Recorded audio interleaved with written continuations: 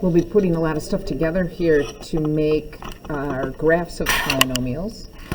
We'll be talking about the y-intercept, the zeros, end behavior, mins and maxes, a whole bunch of things that we've kind of worked up to do. So we'll start each polynomial by making a table with several values. And actually what I will do is I'll make a positive table and a negative table of values. Almost like what we did yesterday when we were finding the between zeros. In fact, very much like it. And then I'm going to determine the number of positive and negative zeros and then figure out what those zeros are. I'll be able to get a lot of information out of my table to figure out my zeros, and then maybe I have to search a little bit more. So I always want to leave a little bit of room underneath my table in case I need to add some more values. Y-intercept's real easy. Then we go back in time a little bit. We go back to our 2 chapters ago where we're finding relative extrema, mins and maxes. Remember, that comes from f prime equaling 0. The other thing that we're going to go back in, like way back in time, is to do some limits as x approaches positive and negative infinity. We call that our end behavior. And then after we get all of that information, we're going to put it all together and make a graph. The best way to do this is to just kind of jump in and do it. So here's my polynomial that I'm going to sketch. What I like to do when I start this is think about what a cubed function looks like. A positive cubed function could look like this, or it could look like a twist. That's a positive cubed function. I don't like how much bigger or higher that is, but that's a positive cubed function. And so I go into this knowing that that's what that's going to look like. What I'm going to do is make my table of positive values, and I'll make my table of negative values, and those are going to create points that I can use to help me sketch my graph. These are just sketches, so keep that in mind when we're putting it all together. So I have 1, 0, because there's no squared term and I need to consider everything, negative 3, 2. And then I'm going to start at 0 and then put a few positives. I usually just go to 3. If I need to go more to get a better idea of what's going on, I will. And then for the negatives, I'll go to negative 3. So remember how we do this. If it's 0, it's going to be all those same numbers are going to repeat because it's multiply and add, multiplying by 0 and then adding that number. So then I'll do my next one, multiply and add, multiply and add, multiply and add. I actually just found a 0. Okay, I'll come back to that later. I'm going to do the next one. Multiply and add, multiply and add, multiply and add, and do the next one. Multiply and add, multiply and add, multiply and add. What? Hi. Hi. So, okay. What I found here is that this side of the graph stays positive. So it 0, 2, then it goes down to 0, then back up to 4, and then back up to 20. And these are all positive values. Actually, here is all positive values at 2, so I know it's not going to change direction again. That was one of the things that I had to look for when we were finding the between zeros. So this packs a whole big punch of information in it, which I'll look back at shortly. But now I want to get my negative values. So again, these things are going to come down. I multiply, bring that one down, multiply and add, multiply and add, multiply and add, keep going, multiply and add, multiply and add, multiply and add. Oops, I just found another 0. Again, I'll come back and revisit that later. And multiply and add, multiply and add, multiply and add. So now I have a whole bunch of points for my sketch of my graph. I'm done with the first section. Now I'm going to go back to this and figure out how many positive and negative zeros I have. I know that I found 2 zeros. I found one at 1 and one at -2. But I am going to figure out the positive zeros, count my sign changes, remember 1, 2, so there are 2 or 0. Well, I know I already found 1, so there's got to be one more. And then for the negatives, I have odd powers will change signs. So it just is, oops, I'm covering that up, sorry. So the cube, the positive cube becomes negative, the first power becomes positive, that last one stays positive, so it looks like I only have one -0, which I already found.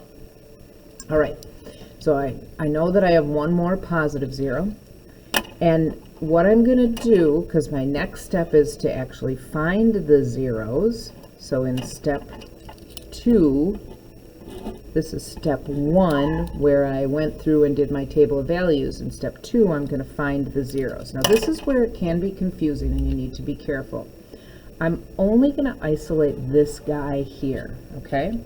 So that tells me that I have a 0 at 1, 0. So that's one of my zeros. That's one of my positive zeros. Now I'm going to take this piece and I'm going to depress this polynomial. So that's 1x squared plus 1x minus 2. Now I'll factor that. That's x plus 2, x minus 1. Set that equal to 0. So x is -2 and x is +1. Now this is where things get a little tricky, because the -2 that I found here is this -2, because I didn't use this factor here. I could have used this one, but I didn't. I used the one I highlighted. So this one represents this -2. So I have a -2, 0. This one represents a second 1. I counted the first one that I found here. This represents a second 1, so that means I have a 0 of multiplicity at 1, 0. Which we learned before means at 1, 0, it bounces. Now if I look back up here, that should make sense. I go from 2 to 0, back up to 4. So it bounces at 0. Again, this tells me a whole lot about this graph. Now the third thing that I'm going to do is find my y-intercept. Going back up here, my y-intercept. Y-intercepts are pretty easy. Again, it's that constant at the end, so that's the point 0.02. Then I'm going to find my mins and maxes. So this is where I have to go back again in time a little bit, and I'll do f prime of x equals, that's the first derivative, 3x squared minus 3. So I will set that equal to 0, factor out the 3, and I get 3 times x plus 1 times x minus 1. And so I'm going to make an f prime chart. This is x equals -1, x equals +1. 0 will never equal 3, so I don't have to worry about that 3 there. So my places of interest are -1 and +1. Remember, I do my test points in my factored form. If I plug in like -2, I'll get a positive times a negative times a negative, so that's a positive region. If I plug in 0, I'll get a positive times a positive times a negative, that's a negative region. And if I plug in 2, I'll get a positive times a positive times a positive, that is a positive region again, which tells me that this increases, then decreases to 1, and then increases again.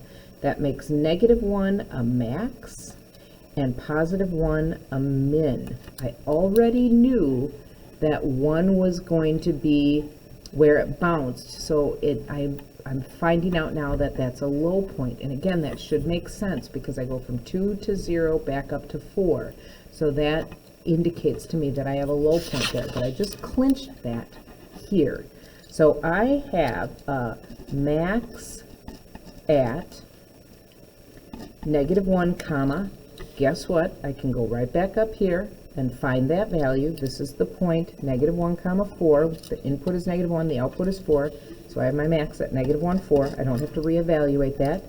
And I have a min at 1 comma, again, I already know back from my table, 1 is 0, so 1 comma 0. So that was my fourth step. Nope, I'm sorry, I'm a big liar. I numbered wrong. Let me back this up. So 1 is the values, 2 is the number of zeros, 3 is finding the zeros, 4 is my y-intercept. Not that these numbers matter, and they really don't.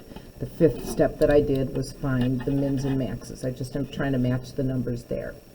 So then the sixth thing that I'm going to do is I'm going to find end behavior. And end behavior is the limit of the function.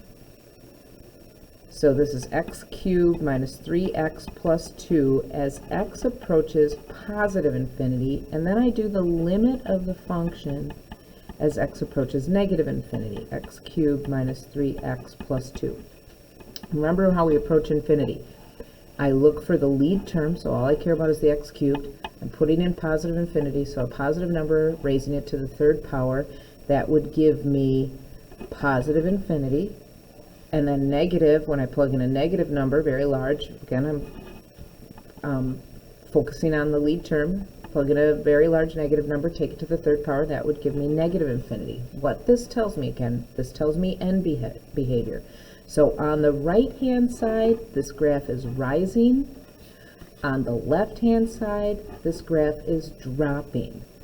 The rising is on the right-hand side. That comes from approaching, this is as x approaches positive infinity, and then the dropping comes on the left-hand side because this is as x approaches negative infinity. So this tells me how my graph is going to end.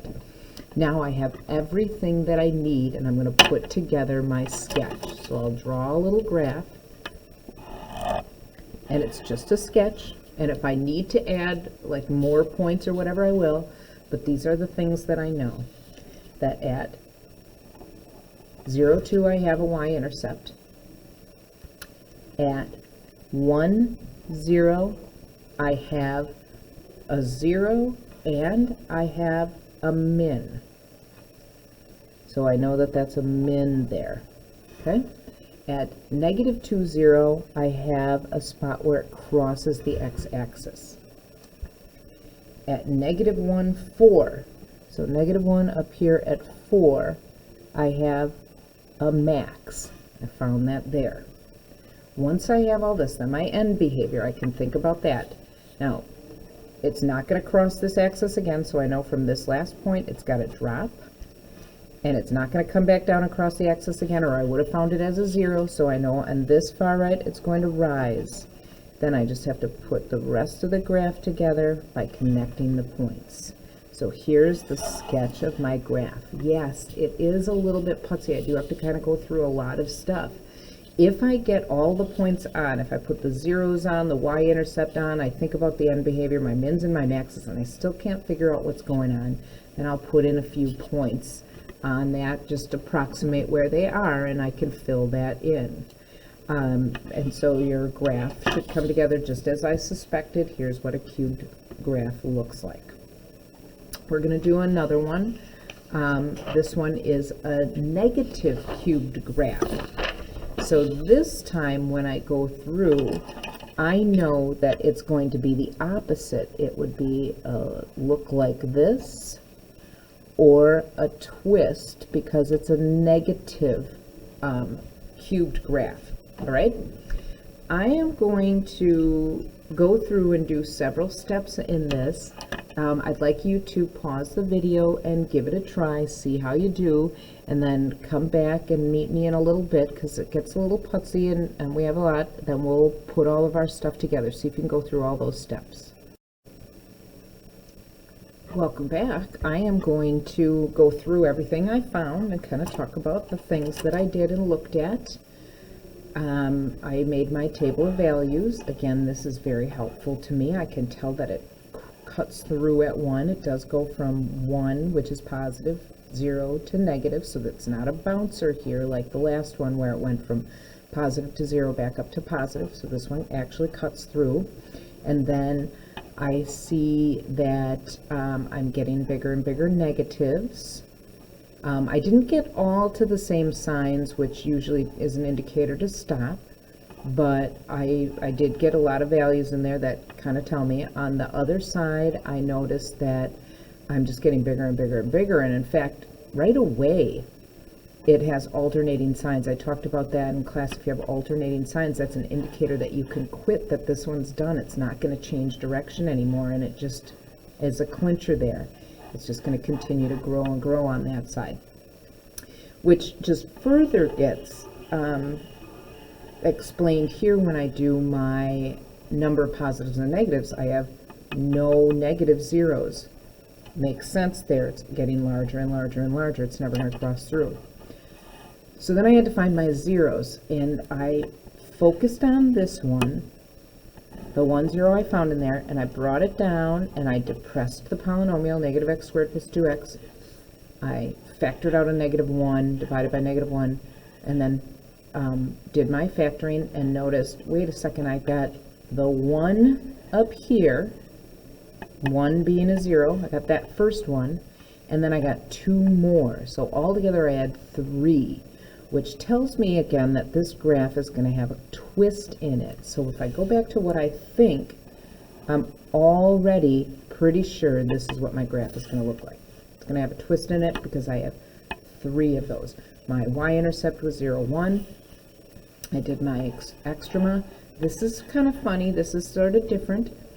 When I did my extreme values, it turned out I didn't have any. 1 showed up twice. And remember, we talked about this before. Is it always going to go from positive to negative or negative to positive? And here's an indicator where it's not changing signs. No matter what I plug in here, if I plug in 0, I get a negative times a negative times a negative, which is negative. If I plug in 2, I get a negative times a positive, which is negative. So this is going from decreasing to decreasing. And then my end behavior, again, I take it to the highest power. So I'm isolating negative x cubed, the highest power. And so that's the opposite of infinity cubed. So I raise a very big number to the 3rd power and change the sign. That means it goes to negative infinity on the right. So that means on the right, this is dropping. And then when I do negative infinity, I do the opposite of negative infinity cubed. That would be negative infinity. The opposite of negative infinity is positive infinity. That means on the left, this is rising. So now I want to put that all together. And again, if I struggle with what I'm putting in here, if I have some issues, I can always go back up to this table and plot a few points to help finish me off. But I do know that I have a y-intercept at 1, 0. And I have a 0 of multiplicity at 1, 0. That means that's a twist there. I also know that it's got to connect here, and a twist is going to be a shift, kind of like that. As far as any other points go, if I wanted to plot a few, I could go on the negative side. It'd be -1, 8. So -1, 8, that would be way up here. So I know this is going to be cruising way up here. Again, on the left-hand side, it should be rising to positive infinity. This is my left end behavior. And then over here, if I plug in something like 2, I get -1, 3, I get -8. So again, I can see where this is going, dropping, and now I have my completed sketch of my graph. Again, just a sketch. These don't have to be perfect. We're going to spend a little bit of time going over the next one, which is a 4th power. And then I'm going to let you do another one where you kind of just try it and then come back and revisit. So let's do a 4th power. Because it's a 4th power, doesn't mean anything changes. I'm going to go through that process the same way. I'm going to have you pause the video and create your table, and then we'll meet back and talk about our zeros and things like that.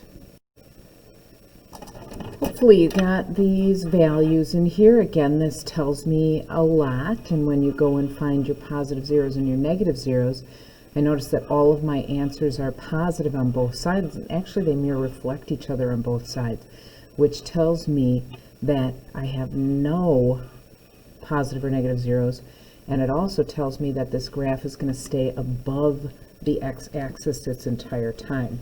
So think about a fourth power graph. Fourth power graphs could be kind of wide like that, positive fourth powers. They could be a real obvious W, or they could be a variation of a W, maybe with a twist inside on one side or the other. It doesn't necessarily have to be limited to one particular side, but these are all the results of positive fourth power graphs. And so knowing again that all of these values are positive, when I continue on, when it comes to my zeros, I don't have any of them, and my y-intercept is 0, 6. I know that when I find my extrema, my mins and maxes, that my values are going to all be, again, above the x-axis. If I can picture this graph here, it looks like it mirror reflects, so I have an idea that it's going to look a lot like this graph here. So I'll have some mins and maxes in there that are both above the x-axis. So I'll do f prime, which is 4x cubed minus 10x. On that, set it equal to 0. I can pull out a 2x, that's 2x squared minus 5. And then I can solve x equals 0, and x equals the square root of 5 halves, or the square root of 10 over 2, which I can just approximate that when I am making my little table.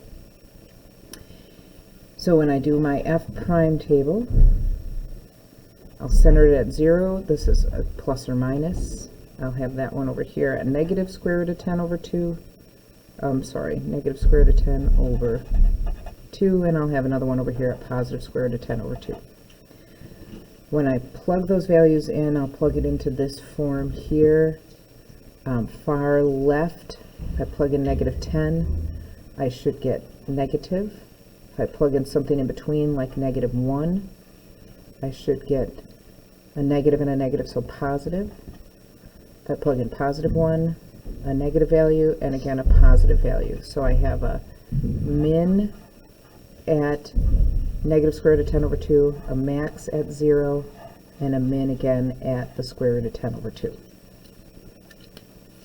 Then we'll find our end behavior and start to put that together.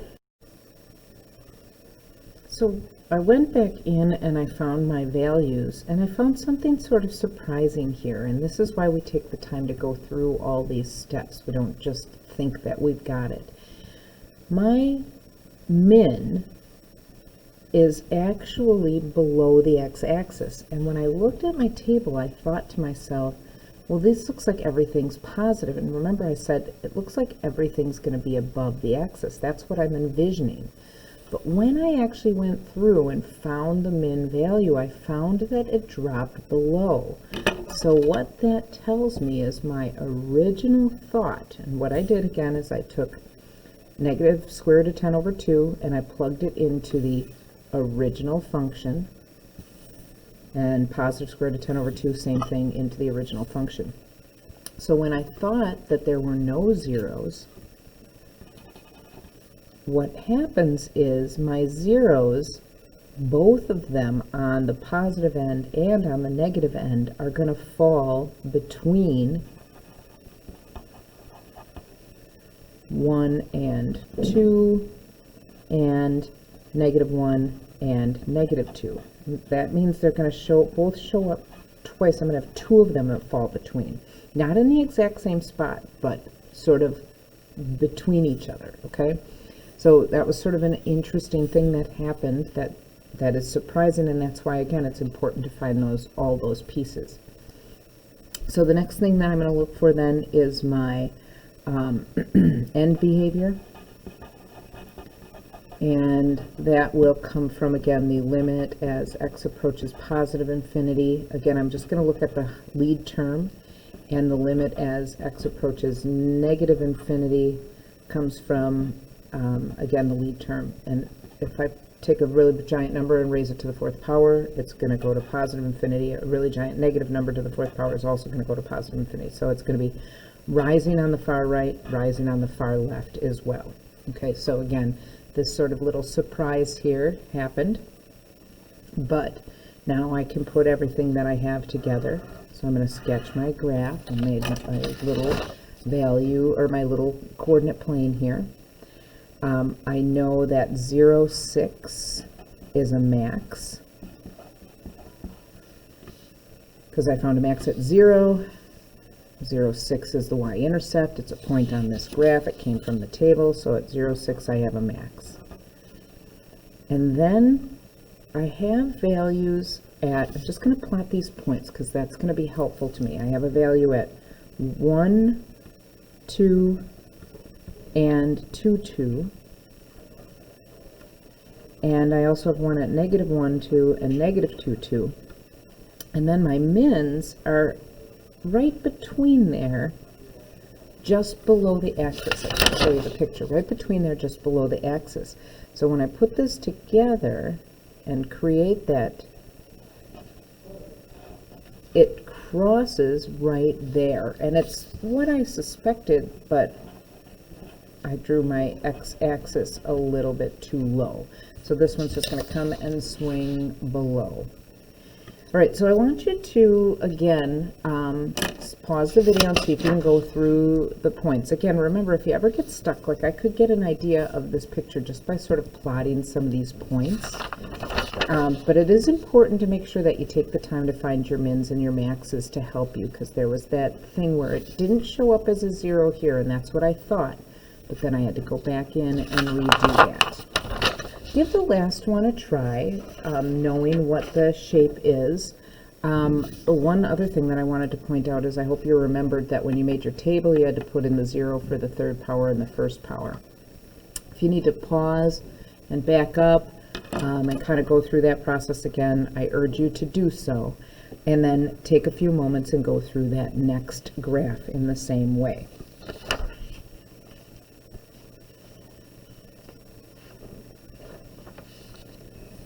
All right, welcome back.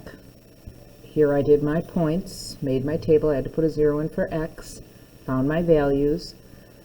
I knew that this wasn't going to change anymore because I was all negatives. This wasn't going to change anymore because I had bouncing back and forth signs. I know what a negative fourth power looks like. It could be an upside down sort of parabola. It could be an M looking thing. It could be a twist on either side. Or, you know, another variation of this thing, maybe not symmetrical, but similar. So I found my values. I found my zeros between 1 and 2 and 2 and 3, my y-intercept. I had a little issue when it came to my mins and maxes. I had to use the quadratic formula. I couldn't factor that.